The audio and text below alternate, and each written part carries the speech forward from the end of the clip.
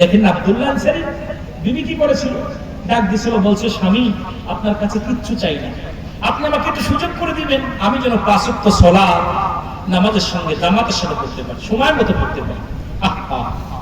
আমার নবী মাত্র এক টুকরা কাপড় দিয়ে স্বামী স্ত্রী দুজন সালাত আদায় করে।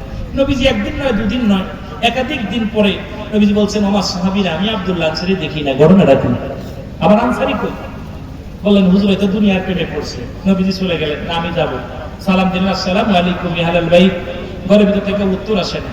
পরে নবীজি পিছন থেকে সালাম দেয়, ওয়ালাইকুম আসসালাম, ওয়ালাইকুম আসসালাম ইয়া রাসূলুল্লাহ। নবীজি আনসারী তুমি 3 বার উত্তর দিলা, তার মানে তুমি ভিতরে ছিলা, তুমি ভিতরে ছিলা? নবীজি আমি ছিলাম, তবে উত্তর দিনে কেন জবাব দিতে পারবো না। নবীকে কেন? যদি আমার বাড়িতে বা যাইতেন। নবীজি বলে হাঁটো যাই।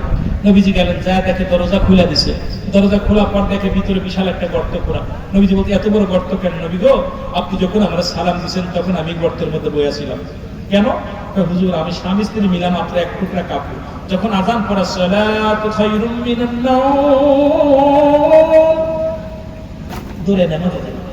নবী গো আমার বিবি সেদিন ওয়াজ শুনে এসে আমাকে বলছে, স্বামী আমি বাড়ি চাই না, গাড়ি চাই না, খাবার চাই, আপনি আমাকে সুযোগ করে দেবেন, যেহেতু আপনি আমার স্বামী, আপনি রাসূলুল্লাহর সঙ্গে সালাত আদায় করে জান্নাতে যাবেন, আমাকে সুযোগ দিবেন, আমি যেন 5 ওয়াক্ত সালাত আদায় করে আমি রাসূলুল্লাহর সঙ্গে জান্নাতে যেতে পারি। সুবহানাল্লাহ বলেন। আমার নবীজি বুকের সঙ্গে টান দিয়া বলেন, সারি আয়, আমি নবী ওয়াদা করলাম তোদের স্বামী স্ত্রী দুজনকে জান্নাতে নিয়ে। সুবহানাল্লাহ বলেন। আরো জোরে এক টুকরা কাপড় দিয়ে নামাজ পড়ছে দুজন স্বামী স্ত্রী।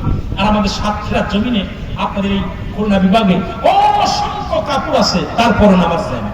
নামাজ পড়লে রাসূল তোমায় ভালোবাসি।